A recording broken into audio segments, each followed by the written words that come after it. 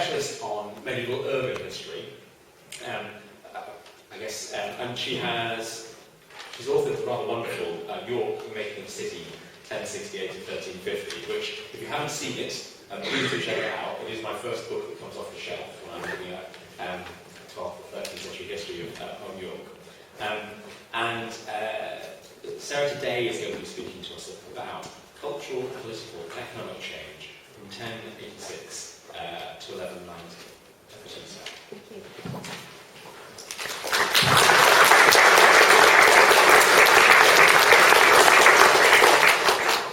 Thank you very much. Am I switched on? No. Can you hear me now? Yes. Oh, brilliant. It's lovely to see so many of you here, new faces, familiar faces. Thank you so much for coming. Yes, I've changed my title. I lost half a century there, so I don't want to keep you here until next week. The late 12th century is so very different from the first half of the 12th century, and I've chopped it, so there you go. But I am going to focus on York and the North after the conquest. And I chose this image because this arch here is one of two in the city bars of York. This is Bootham Bar, the other one is Micklegate Bar, where we think the fabric immediately postdates the conquest of that lower arch there. The upper structure is 14th century and later. Because very little survives of the architectural redevelopment of York after the Norman Conquest above the ground. Alex has just shown you one of the other buildings that might be of the right period. So I wanted to start with an image from the period.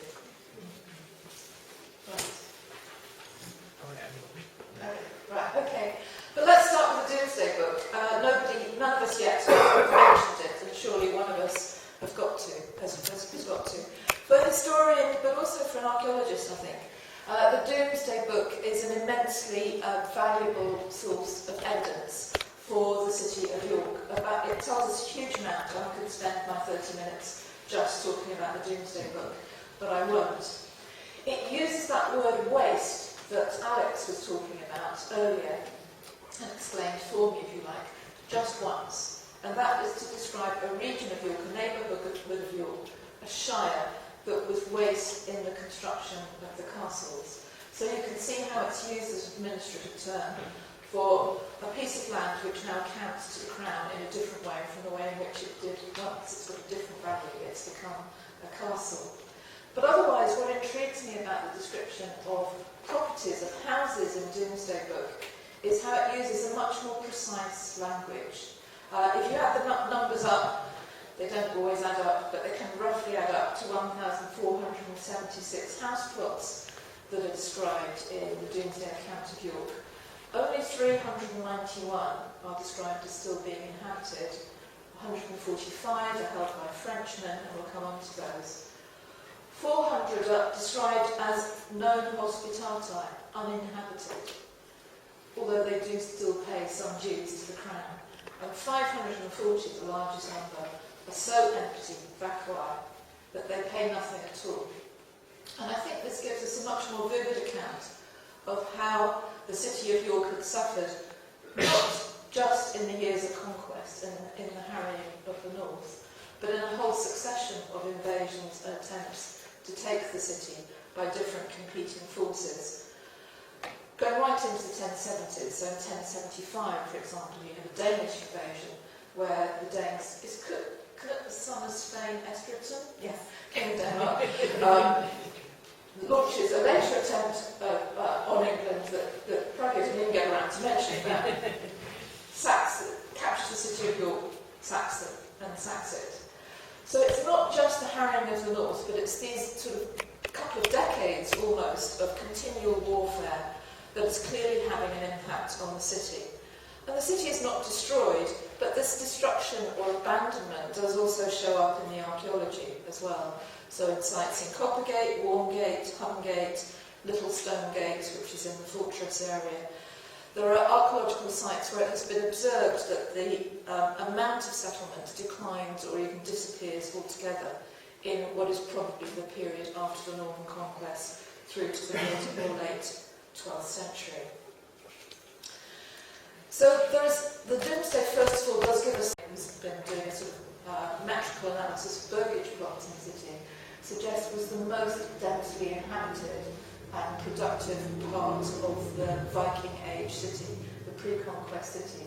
So these new French lords are really being concentrated in the marketing districts of the city, where the wealth of the city, the artisanal wealth of the city, was most heavily concentrated over here in Micklegate as well.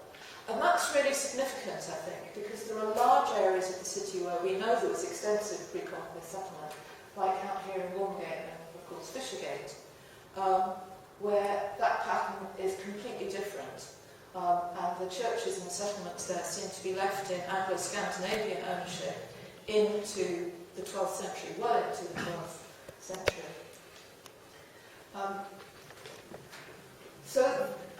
And it's significant for a second reason as well, which is that in many Norman towns, many Norman county towns, immediately after the conquest, it has been noticed that one of the aspects that the Normans pursued in town planning was to divide a settlement between a Norman town, where the new Frenchmen were occupied, lived, and the old town, where the English population lived. And in lots of towns like Norwich and Hereford, you can find this term, or Nottingham, you can find this term, the Norman borough, the English borough.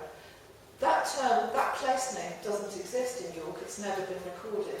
So it's led people not to recognise this concentration of French settlement, a sort of French borough, if you like, right on top of the heart of the Viking town, perhaps replacing some of those displaced or killed citizens that the Domesday Book and Archaeology suggests were so decimated by the conquest. We can look at one of these Norman holdings in a little bit more detail, because most of those parish churches were relatively soon given to monastic houses, and the estates are broken up, and the houses are separated from the ownership of the churches. But in one case, the Church of St Mary in Castlegate, the Percy fee remains intact as a secular land holding over the centuries, and you can trace it through later medieval records. And this is how it's described in 1066, as 14 mansiones, which are house plots really, of all these tenants, a mix of names, but a really good number of Anglo-Scandinavian names, along with the Church of St Mary, that's the Church of St Mary in Castlegate. William Percy, who owned this fee, was given this fee, was one of the early custodians of the York Castle, and it's likely perhaps that he got this land at the entrance to the castle as part of that defensive reorganisation.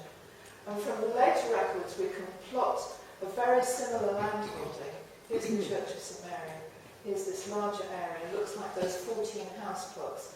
You can see how these Norman late 11th, early 12th century fees work, where a church is associated with a number of house plots, often helping to define parish boundaries within the city. This is the parish boundary of St Mary in Castlegate. But, as I said, we're really looking at a town where the French incoming population is concentrated in some neighbourhoods more than others, and in this area of Warmgate and perhaps Fishergate down here as well, these churches are left in the hands of Anglo-Scandinavian landowners until the very middle of the 15th century. I've managed to leave the date of that, but it's something like 1145, when St Leonard's Hospital, this Norman refoundation of the hospital over here, is given the lordship of these three churches in the place of pre-existing Anglo-Scandinavian lords. So the Domesday Book already gives us some very valuable information, not only about how York is suffering over a period of extended warfare, but how the French are dealing with it in repopulating it or taking it over, if you like. But as Alex has fortunately already indicated, we also need to look at the much wider picture then of how those first Norman kings, and I'm thinking really of William I and his two sons, William II and Henry I, who are kings of England between 1066 and 1135. How do they impose their authority on the north of England? Well, as I think it was Pragyo who said, the big problem for all kings of England in the 10th, 11th and 12th centuries is how do you deal with the problem of Northumbria? Northumbria was this huge region that stretched from the Humber north to the Firth of Forth, to Edinburgh, if you like, which it was very hard to govern if you were based in the south of England, whether it was Wessex or Westminster. It was very hard to control this region. And so what tended to happen is that they would delegate authority to earls or princes to govern large regions of the north on their behalf, and establish them as kind of warlords, if you like, who would rule this territory, hopefully, loyally. Of course, that doesn't always work.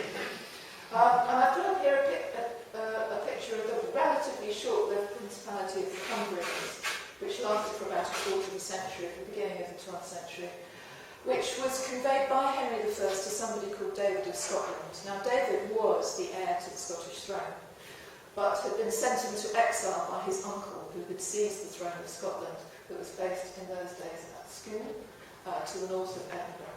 And where did David flee? It's a bit like your people fleeing earlier. He flees to the court of King Henry of England, and he becomes essentially a kind of Norman acolyte of Henry I. So Henry I establishes this border territory.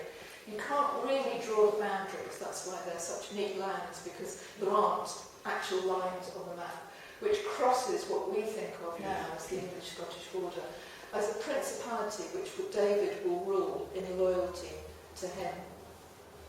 And at first that works, and he holds that borderland for Henry I. But of course, when he gets the chance to become King of Scotland again in 1124, he grabs it. He becomes King of Scotland. And then all his energies in this area and further south in England become directed towards building up and defending his interests as King of Scotland rather than King of England. And that creates, for the first time in the early 12th century, a kind of inbuilt warfare, if you like, or competition between the kings in England and the kings of Scotland over who's going to control this border region. But that was not the only principality in the old territory of Northumbria that Henry I or his father created in order to try and control the north by giving it away to powerful warlords who would rule it on his behalf.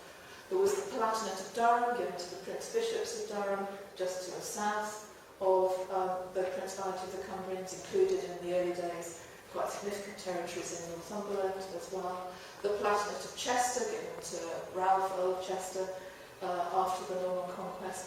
And, as we've heard, and therefore I don't have to repeat it, from Alex, the honour of Richmond. Again, a principality really, where anything to do with the king was really administered by the lords of Richmond and servants who were loyal to them.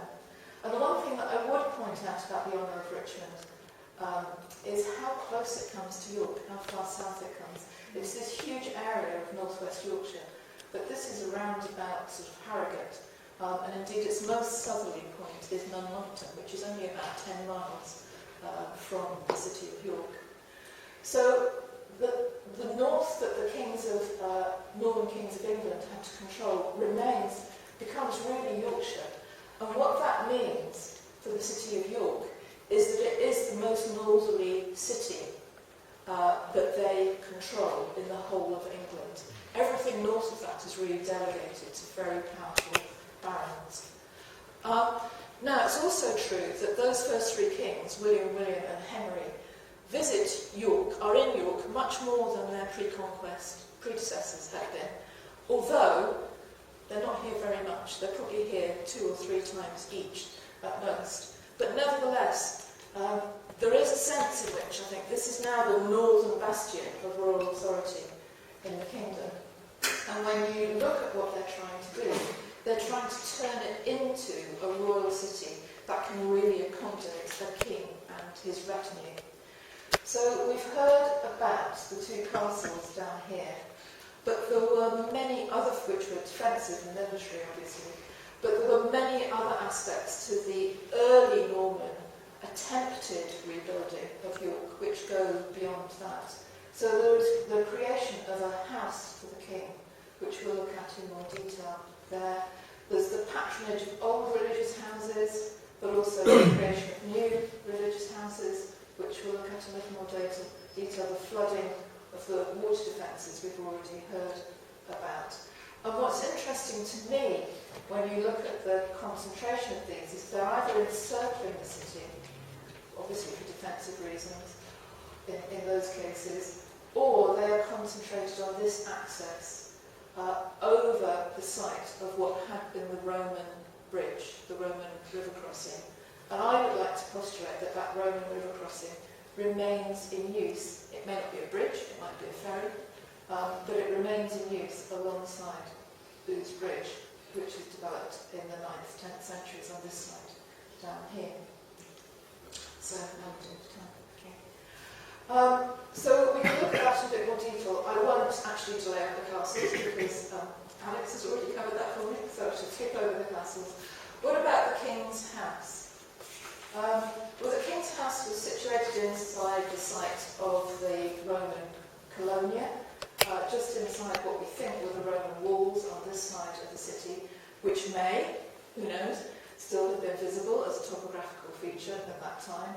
Very close to the Church of All Saints North Street, which initially comes under royal patronage, and close to Micklegate Bar, which is one of those two entries to the city that has possibly some Norman fabric in it and controls the main approach road that anybody approaching the city by road would have used.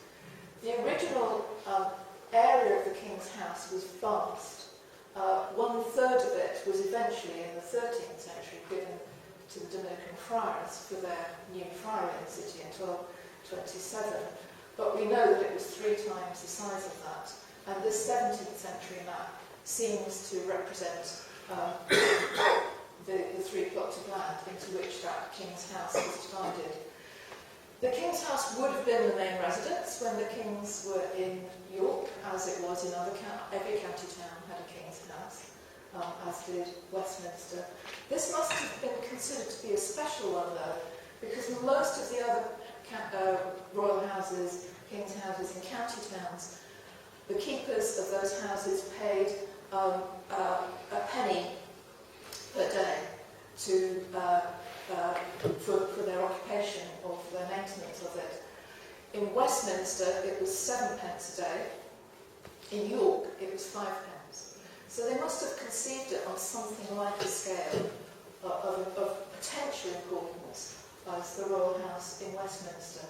We know that the keeper maintained benches on which the county courts could meet. So this would also be the centre of the administration of royal justice. But like a number of other royal offices, as we shall see, the office of being the keeper of the royal house is essentially privatised during the 12th century, and for over 8 generations, from the time that the records begin under Henry I, right the way through the end of the 12th century, it's a single family, the family of Bearsell, who also have the wonderful name of Mala Opera, which means bad works, who essentially retain this as a kind of private residence in a way, given that the kings are so rarely here. If, of course, you go across the bridge here, you come to the site of the medieval Guildhall. But if you're going to have a king's house in York, it's now on the site of the original railway station, where now occupies it. If you go over the river and you turn right, you come to this site, which was the site of the King's Larderer, another Norman institution founded after the Norman conquest. And the King's Larderer had the power to regulate markets, all markets in the city, whenever the king was in residence, and also had special powers over the forests. And one of the features of early Norman changes in and around the city was that all of the countryside around the city was initially converted administratively into royal forest. So the King's Larderer would have had jurisdiction over that. The King's Larder is right next to this large open square area, which up until the 13th century was known as Arkletofts, a kind of Baldwin's personal name there. And it's possible that this is taken over and developed as an early royal marketplace. And indeed, this area here is St Sampson's Square, formerly known as Thursday Market. It was one of the public markets of the city. It gets infilled. We have documents describing the infill of this bit of the market in the 14th century. So, of course, you've got a royal house. You've also got to be able to provision it. Part of that is having forests, having a larder, having hunters, the King's Fishbowl for King's table, providing fish for the King's table. But this is all reusing aspects of the former Roman remains of the city. And it's really fascinating that a colleague of mine, Patrick Ottaway, an archaeologist, has for decades now been doing a metrical analysis of all the burgage plots in the city of York in order to try and establish where the oldest areas of settlement were. And mostly he's finding the oldest tenements are outside this area, in the areas of the markets around Ousegate and Coppergate and down Warmgate on the east side of the city. In this area, the burgage plots are a very different size, and he's suggesting that they're being laid out much later, maybe even as late as the 12th century. So it could be that we're looking at an area of light settlement during the Viking Age, which is then being recolonised and settlement intensified under the Normans. Another feature of that kind of Normanisation of the landscape of York and rebuilding in the immediate post-conquest period is the foundation of religious houses.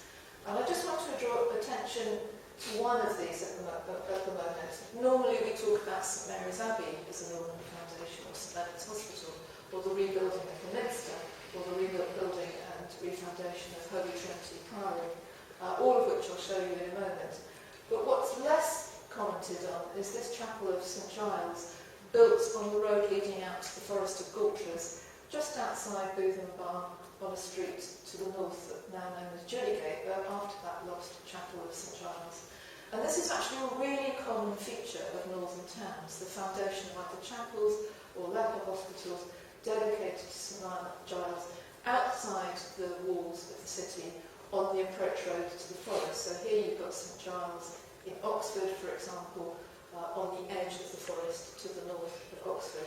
So you begin to see that there is a kind of meta-narrative, there's a plan, there's a master plan in terms of what a city, a Norman city, should look like. And the Normans are perhaps trying to achieve that in not only in York, but in other English county towns.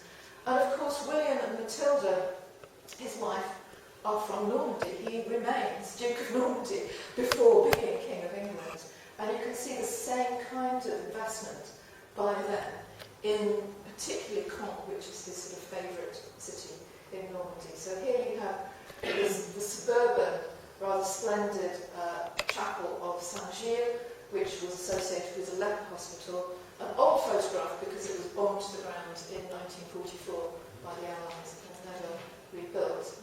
And if we go on to this plan of Caen, you can see here the castle and the market town in the centre, and then all these different religious establishments founded around the perimeter.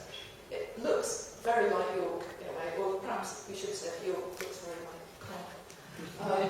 And indeed, here are the religious houses associated with Norman foundation or re-foundation, shown in different colours to indicate differences. St Nicholas is way down here. Showing that same sort of, you've got the market town with all those new French tenants in it, the castles, and then around the perimeter, these new religious houses. Not going on? Okay. So, this then, I think, raises new questions. If we have this kind of royal investment in York, it raises new questions about the nature of York in the 12th century. Because while I think it's possible to paint this convincing picture of a royal investment in York, trying to turn it into a royal capital, similar to other Norman royal capitals elsewhere, it has to be said that it fails. It doesn't succeed. And one of the reasons for that is because actually those first three Norman kings find it just as hard to maintain a presence, a real presence in the north as their predecessors before the conquest had done. And so what you find moving into particularly Henry I's reign after 1100 is that they, even within Yorkshire, they have to start delegating power to barons who they create by giving them large territories in the county and build up. They're often described as Henry I's new men. And so he consolidates his power over Yorkshire, not in the end by living in the city of York, much as we might have liked that to be true, but by delegating authority to local barons who he builds up. Some of these we've already heard of, but an important figure is Nigel Daubeny, father of another important figure, Roger of Mowbray, we'll come back to later, who for a while is appointed as custodian of the castles in York and seems to be the leading figure in the York, but dies young with children, too young to succeed him. There's Walter Speck, another important figure, Northern Justiciar, who is based at Helmsley, builds the first timber castle, not Bailey Castle, at Helmsley, also founds Revo Abbey. So you begin to find these new men behaving like mini kings, not only because they have power and they have military power, but because they are building castles, as Alex has already said, and they're also founding monasteries as an emblem of their authority, if you like. Eustace FitzJohn, particularly important figure, has castles all over Northumbria, Bamborough, Wark, but also places like Malton and Tickhill in Yorkshire as well. Tricky figure when we get on to Stephen's reign. He's a turncoat. And then we've already heard about William Dormal. Dormal begins his ascendancy under Henry I, is to become the most important baron in the whole of Yorkshire under King Stephen. And of course, this all works fine to an extent, as long as you have an effective king in power. But there is the problem again of what happens when the king dies. And when the king, Henry I, dies in 1135, he leaves a woman, Matilda, as his heir. And this isn't acceptable to everybody, I don't know why. And instead the throne is claimed, and barons give greater support to his nephew, Stephen. And essentially then this provides the opportunity for all those new men in Yorkshire to try and stake their own claim, to stake their own authority. The most important of the new men, somewhat north of Yorkshire, is of course David of Scotland, who invades, apparently, in order to defend Matilda's claim to the throne, but surely actually in order to extend the kingdom of Scotland and his rights as King of Scotland. He is substantially defeated at the Battle of the Standard in 1138, in which a lot of Henry I's new men and their sons fight. But in later wars, he is pushed back and defeated. William of Aumale, meanwhile, is in this rather desperate situation, appointed by Stephen as essentially the keeper of the north of England. He revives an old title, which hadn't been used since before the conquest, the Earl of York, and he gives him control over the city of York and its castle. William of Aumale, as we heard, had come from East Yorkshire. He'd already built up a power base around Scarborough and to the south of Scarborough. But through the so-called anarchy of Stephen's reign, as David is invading and Stephen's forces are trying to push him back, and people like Eustace FitzJohn are changing sides as it suits them, as it suits their interests, he really becomes the effective ruling figure over much of Yorkshire, to the extent that he and other people even have royal coins minted with their names upon them. We need to ask Andy for more details of that. The complex politics of Stephen's reign, as the cohesion of these new men breaks down and they go to war with each other, even affects archiepiscopal politics. So William FitzHerbert who we've heard about already, comes in as the favoured candidate of Stephen and those men who remain loyal to Stephen, while Henry Murdoch is the favoured candidate. He's a Cistercian, not only of King David of Scotland, but also of the Cistercian house at Fountains. And they battle it out, in a sense, between them. And William Fitzherbert is restored, but only towards the very end of his life. He's not in power very long. So, if we have this overview then of the north being torn apart by these competing baronial powers in the 12th century, how do we imagine these individuals interacting with, being part of the city of York? Well, something that we've never really recognised about York before is the extent to which these baronial figures do not spend all their time in Holderness or Scarborough or wherever it is, but that they need to occupy York as well. And what we're beginning to find more and more evidence of now is baronial holdings in the city of York associated with these new men, these new barons who are fighting it out to control the north of England. One of the better documented is this large piece of land here, which is at the corner of Stonegate and Petergate, right in the centre of the Roman garrison area, which, as I said before, we believe this area was relatively lightly populated in the pre-conquest period.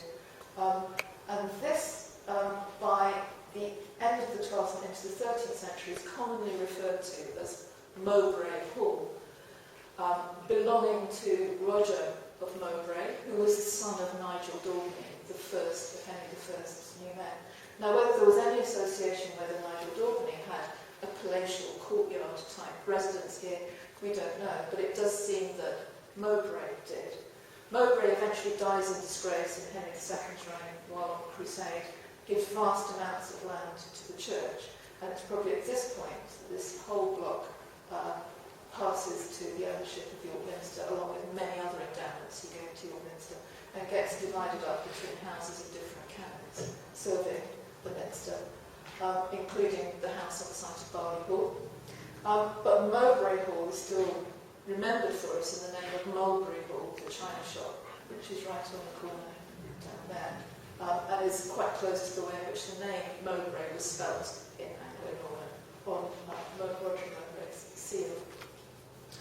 Also, possibly up here, we have the estate of the Fitzherbert family. Now, we've heard that Herbert of Winchester was a really important figure, comes in and gives lands in the east of York in the 1109, immediately uses them to snaffle up a wealthy position in the Minster for one of his sons, William Fitzherbert, who becomes the treasurer of York.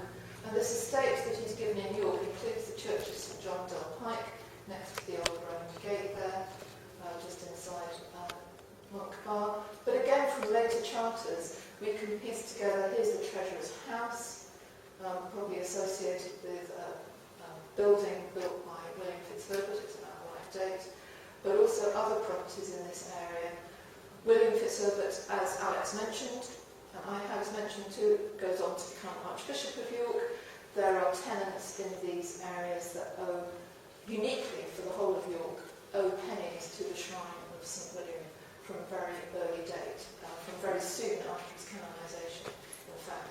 So much of the properties that you can trace in this area from later records are to do with institutions, owned by institutions that were only founded in the 13th, 14th and 15th centuries. So there's a possibility here of a really large block of land associated with the Fitzherbert and that kind of baronial residence in the city. We can begin to pick out others. I'm not going to describe them all. Later in the century, Ralph Glanville, Sheriff of Yorkshire and later Chief Justiciar of England, has a large inheritance or acquires through forfeit, a large stone house opposite York Minster. Other baronial families, the Stutefills, the Malabys, who are very much involved in the attack on the Jews in 1190, either own or rent properties down here in Coney Street, near the King's Larder, near that bridge leading across to the Royal House, and of course fronting onto the River Ouse. So I think with more research, there's always more to be done, isn't there? We can begin to build up a picture picture of what early 12th century York was like, which is totally different from later medieval York. None of the buildings we associate with medieval York really were built much before 1300. So we have to unimagine all of those. And also very unlike, actually, pre-conquest York, not at all like Viking York, incorporating elements of Viking Age York into it, but actually having many different characteristics of its own, and a very different distribution of centres of population. If you want to know what those houses look like, there is, of course, one survival, partial survival, which you may know, which is the stone house behind the stone gate. This is clearly a larger building or property that has been divided, because clearly that window wasn't designed to look out onto a brick wall that wouldn't fit a garden or something beyond it. So here you have one of those large baronial-style plots with a very substantial upper chamber or hall with a nice Romanesque window. This particular plot is well documented, and we know this actually belongs to an ecclesiastical baron who was a canon of York Minster. But still, it gives you some idea of what some of those other baronial houses might have been like. So to sum up then, first of all, what I would say is that under the first three Norman kings, there was an attempt to turn York into a royal citadel city in the north of England. And this was perhaps modelled on other Norman cities, including cities like Caen in Normandy, which William I was refashioning at exactly the same time. This, I would argue, had really lasting consequences for the city of York, which changed its appearance and its topography permanently, but has never really been fully understood or properly recognised. The second thing, so the Norman conquest changed everything. The second thing that I would say, though, is that actually this experiment failed politically because they just simply couldn't be here. The kings just couldn't be here all the time, and they had to delegate to local barons. And this was exactly the same, I think, as the situation under with the Confessor. So in that sense, the Norman conquest changed absolutely nothing. And that leaves you with the question, what do we now need to know about York as a centre of baronial power, which is what I'm trying to address in the new book. Thank you very much.